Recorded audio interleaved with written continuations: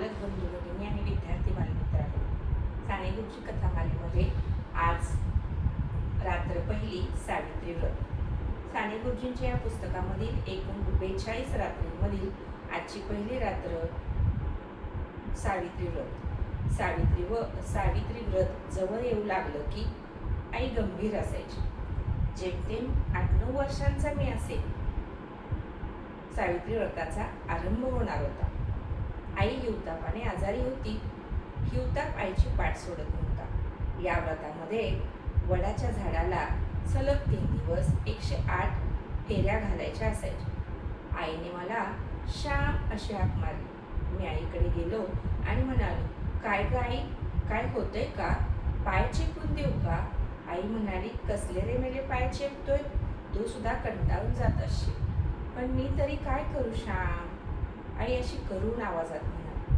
मला खूप वाईट वाटले. मी रडू लागलो, गहिवरलो. आई पुन्हा म्हणाली, श्याम, दिवसभर तू सुद्धा कामाने दमत असशील.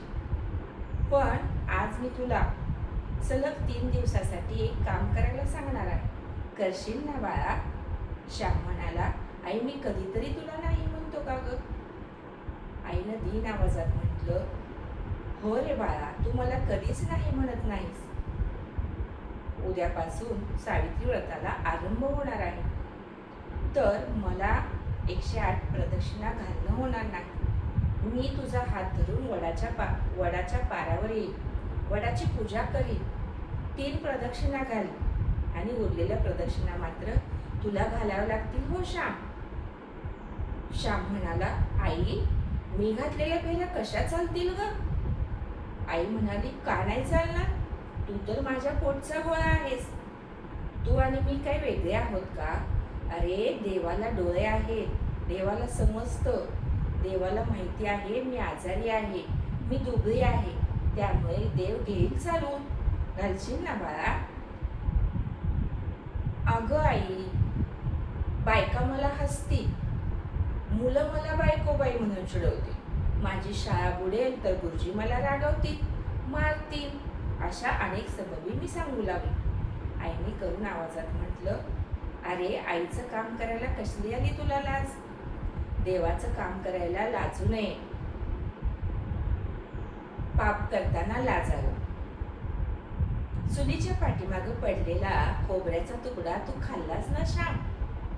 मी पाहिलं, पण बाळ आहे म्हणून मी सोडून दिलं. त्यावेळेस तुला नाही वाटली लाज? देवाचं काम करायला कसली आली लाज? पाप करताना लाजावं. मग पांडव प्रताप, भक्ती विजय कशाला वाचतोस? तुला आवडणारा श्रीकृष्ण सुद्धा घोडी हाकायचा, पुष्टी काढायचा. देवाचं काम करायला लाज वाटू देऊ नकोस.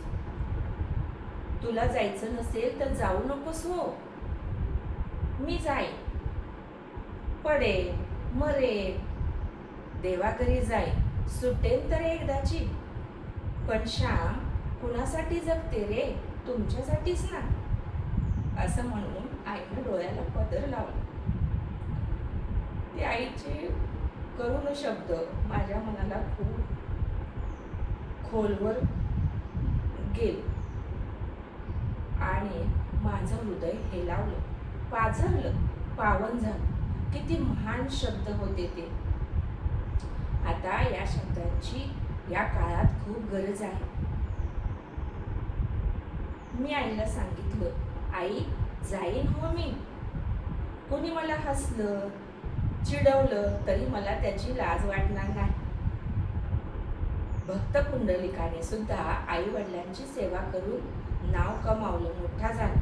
तसं तुझं काम करून मी तुझा व देवाचा लाडका होईल. मला कशाचीही लाज वाटू देणार नाही. देवाचं काम करायला कशाची आली लाज? कुणी रागवलं, मारलं, चिडवलं तर मला त्याची लाज वाटून घेणार नाही. आईचे हे शब्द माझ्या मनात खोलवर रुजलेले होते. मी कधीही गावाकडे गेलेलो असलो आणि सावित्री व्रत सुरू होणार असलं तर मी वडाला प्रदक्षिणा घालायला नेहमी जायचोच. कधीही विसरायचो नाही.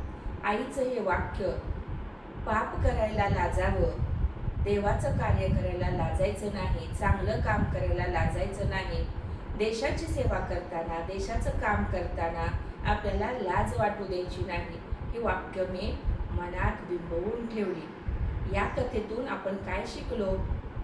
पाप करताना लाजावं, चांगलं काम करताना लाजू नये. या व्हिडिओत आपण काय शिकलात ते मला कमेंट करून सांगा. व्हिडिओ आवडल्यास लाईक, शेअर, सबस्क्राईब करा. ही कथा फक्त ऐकून सोडून द्यायची नाही, तर आपल्या आचरणामध्ये आपण बदल करायला शिकायचा आहे. धन्यवाद.